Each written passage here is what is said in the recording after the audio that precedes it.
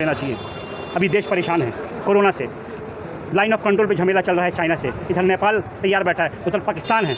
और ये लोग, अभी हम लोग को देश के बारे में सोचना चाहिए, अपने लोगों के बारे में सोचना चाहिए, मगर ये घटिया लोग, ये एंकर नहीं हैं, ऐसे एंकर नहीं होते हैं, जर्नलिस्ट नहीं होते हैं। जर्नलिस्ट पढ़े लिखे लोग होते हैं, ये लोग पढ़े लिखे नहीं हैं, ये लोग जाहिल हैं, जाहिल। जो अरे गलती एक बार होता है, बार बार जो होता है वो कमीनापन होता है। ये कमीना इंसान है जो अपनी कमीनियत पे उतरा हुआ है। इस बार हम लोग इसको माफ़ नहीं करेंगे। हम लोग लॉ एंड ऑर्डर में रहते हुए इसके खिलाफ जो एक्शन लेना है हम लोग लेके रहेंगे। इस बार ये एक देशद्रोही है।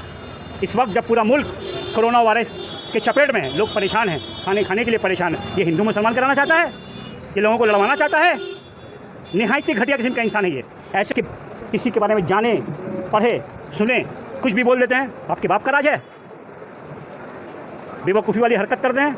समझ में आता है किस तरीके से घर खानदान से आते हैं आप लोग, कैसे आपके माँ बाप होंगे। ये आप इस चीज़ का सबूत है कि इतने बड़े शख्सियत के बारे में आप बोलते हैं जिसके दरबार पे चाहे वो हिंदी हो, मुसलमान हो, सिख हो, ईसाई हो, सिंधु, सब जाते हैं। अरे आप छान को थूकने की कोशिश कर रहे हैं, याद रखिए वो थूक वापस आपके मुंह पे आके गिरेगा। ख्वाजा साहब के मानने वाले पूरे हिंदुस्तान में हर एक समाज के लोग हैं, हर एक धर्म के लोग हैं। आप जाके वहाँ देखिए किस तरीके से आते हैं। तो सच बात है कि ये सोची समझी साजिश है, क्योंकि सुधांशु सिंह जी जो बीजेपी के स्पोक्सपर्सन, एक बड़े नेता हैं बीजेपी के, तो उनको इस बात का ध्यान रखना चाहिए कि वो जिस मुल्क के उनकी जो राजपाट चल रही है अभी, उस मुल्क को बनाने में बहुत ज़्यादा हाथ हमारे ख्वाजा मोइनुद्दीन चिश्ती साहब का भी है। जिस दौर में ख्वाजा मोइनुद्दीन चिश्ती यहाँ पे आए थे, उस दौर में जो हिंदुस्तान का हालत था और आज की हालत में जो आज जिस तरीके का हम लोग जिस तरीके से आपस में भाईचारगी के साथ रहते हैं, इसमें उनका बहुत बड़ा देन है। मगर कुछ लोग, ये जो सियासी, खास के बीजेपी पार्टी के जो लोग हैं, इन लोगों का सिर्फ और सिर्फ एक ही मंशा होता है, किस तरीके से इस देश की अमन शांति को ख़त्म की जाए, किस तरीके से भाई भाई को लड़ाया जाए, किस तरीके से हिंदू मुसलमान की साजिश की जाए। ये एक सोची समझी साजिश है और ये तो बार बार पता नहीं क्यों इस तरीके से करते हैं। क्या फ़ायदा होता है आपको? किसी भी एक बुज़ुर्ग के बारे में इतनी गंदी बातें कहते हैं, आपको शर्म नहीं आती है? अरे क्या सीख दी आपके माँ बाप ने आप लोगों को? क्या सीख दी थी आपकी पार्टी आपको? अरे जाके देखिए, आपके प्रधानमंत्री जी की तरफ से वहाँ पे चादर जाता है आपके इलेक्शन के वक्त पे, उनसे भी मुरादें मांगी जाती है कि हम लोग इलेक्शन जीत जाएं। आप उनके बारे में गलत कहते हैं? शर्म आनी चाहिए। चुल्लू वाले पानी में डूब के मर जानी चाहिए आपको। और ये जो अमीश देवगन है, ये तो निहायत ही घटिया किस्म का इंसान है। ये एंकर नहीं है, ये एक लुच्चा लफंगा इंसान है जो हर वक्त टीवी पे आकर के लोगों को लड़ाई झगड़े में मुलविस करने के लिए तैयार रहता है। पहले लड़ाई झगड़ा करवाता है, लोगों के बारे में गलत बात कहता है, बाद में आके चुपचाप भीगी बिल्ली की तरह माफ़ी मांगता है। मगर हम लोग इस बार उसको माफ़ नहीं करेंगे। पूरे हिंदुस्तान के लोग उसके खिलाफ खड़े हैं, चाहे वो किसी भी धर्म से हो, किसी भी जात से हो, सब ख्वाजा साहब के मानने वाले हैं। ये घटिया इंसान, निहायती घटिया किस्म का इंसान है ये हमेशा कुछ ना कुछ इस तरीके का माहौल बनाता है कि हम लोग देश के माहौल को ख़राब किया जाए, मगर हम लोग ऐसा होने नहीं देंगे। अमीश देवगन ने तो सोशल मीडिया पे माफ़ी मांगी है, क्या लगता है मुसलमानों को? आप ऐसी हरकत क्यों करते हैं? ये क्या पहली बार आप माफ़ी मांग रहे हैं? अरे गलती एक बार होता है, बार बार जो होता है वो कमीनापन होता है। ये कमीना इंसान है जो अपनी कमीनियत पे उतरा हुआ है। इस बार हम लोग इसको माफ़ नहीं करेंगे। हम लोग लॉ एंड ऑर्डर में रहते हुए इसके खिलाफ जो एक्शन लेना है हम लोग लेके रहेंगे। इस बार ये एक देशद्रोही है। इस वक्त जब पूरा मुल्क कोरोना वायरस के चपेट में है, लोग परेशान हैं, खाने के लिए परेशान है। ये हिंदू मुसलमान कराना चाहता है, ये लोगों को लड़वाना चाहता है। निहायत ही घटिया किस्म का इंसान है ये। ऐसे लोगों को तो बीच चौराहे, इन लोगों के खिलाफ हमारी सरकार को सख्त से सख्त एक्शन लेना चाहिए। अभी देश परेशान है कोरोना से, लाइन ऑफ कंट्रोल पे झमेला चल रहा है चाइना से, इधर नेपाल तैयार बैठा है, उधर पाकिस्तान है।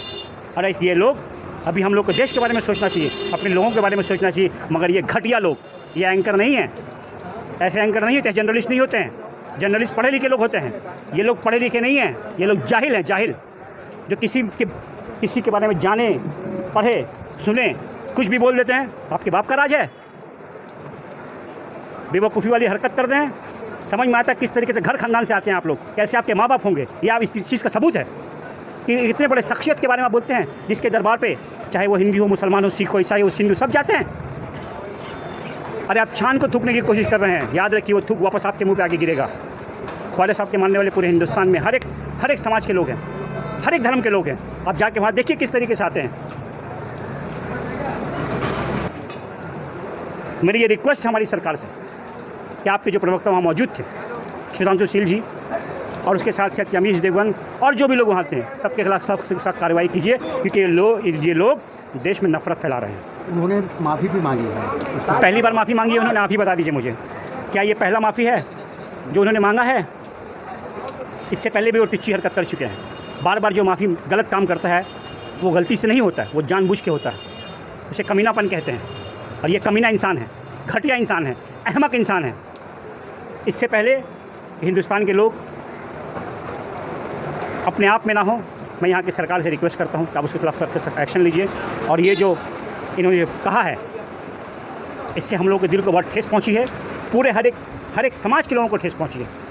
ऐसा नहीं कि लोग अपने हाथ में कानून को ले लें, इसलिए आप लोग से हम लोग ये रिक्वेस्ट कर रहे हैं कि मेहरबानी करके इस अहमक के खिलाफ आप लोग जल्द से जल्द एक्शन लें, और बहुत कड़ा एक्शन लें, ताकि इनको देख करके और कोई दूसरा तीसरा इंसान इस तरीके से गलती करने से परहेज़ करे। हम लोग भी उन लोगों के नाम पे FIR किए हैं, पूरे देश से उनके नाम पे FIR हो रहा है, और हम जब तक उसने जो ये किया है इसके खिलाफ सख्त से सख्त एक्शन नहीं होगा, हम लोग नहीं बैठेंगे। पूरा देश वाला साहब को मानता है, सब उनका दीवाना है, सब उनके दर पे जाता है। ये लोग सिर्फ़ और सिर्फ एक ही लफ्ज़ जानते हैं, नफ़रत फैलाने का, और ये लोग अपने काम को अंजाम दे रहे हैं। बट याद रखिए, इस बार आपने बहुत गलत जगह हाथ डाल दिया। इस चीज़ को हम लोग कभी बर्दाश्त नहीं करेंगे। गलत है, और जो गलत है उसके खिलाफ सारा हिंदुस्तान खड़ा है इस वक्त, और सारा हिंदुस्तान इस बार अमित शाह को, अब अमीश देवगन को या फिर सुधांशु नहीं छोड़ेंगे हम लोग। उसके खिलाफ हम लोग सख्त से एक्शन लेंगे। और अगर अमीश देवगन में माफ़ी मांगा भी है, ठीक है, तो वहाँ पे जो लोग मौजूद थे, बीजेपी के जो स्पोक्समैन हैं, उन्होंने क्यों नहीं माफ़ी मांगा? क्यों नहीं मांगा? उनके सामने ये इतनी गंदी बातें उन्होंने कही है, क्यों नहीं मांग रहे हो माफ़ी? इसका मतलब क्या उसके बाद से वो सहमत है इसलिए माफ़ी नहीं मांग रहे हैं? क्या हमारे प्राइम मिनिस्टर को सब चीज़ नहीं दिखता है? सफूरा दिख जाती है, एक प्रेग्नेंट औरत दिख जाती है कुछ गलत कहते हुए। मगर ये जो यहाँ के इस मुल्क के जो अमन शांति को ख़त्म करने की कोशिश करते हैं, क्या वो लोग नहीं दिखते हैं? बहुत गलत बात है। हमारे PM साहब, आपसे रिक्वेस्ट है कि इस अहमक के ख़िलाफ़ आप जल्द से जल्द एक्शन लें, और जितना आप डिले करेंगे उतना इसके खिलाफ जो है एजुटेशन बढ़ता जाएगा, एजुटेशन रुकेगा नहीं। इसलिए जितना जल्द से जल्द है आप इसके खिलाफ एक्शन लें, ये हम लोग का रिक्वेस्ट है आपको। क्योंकि हम लोग देखिए, हम लोग भी हिंदुस्तानी हैं, हम लोग यहाँ के कानून को मानते हैं, यहाँ के संविधान को मानते हैं, इसीलिए हम लोग कानून के दायरे में रह करके हम लोग FIR किए हैं, और आपसे रिक्वेस्ट कर रहे हैं कि आप लोग जल्द से जल्द इसके खिलाफ एक्शन लीजिए।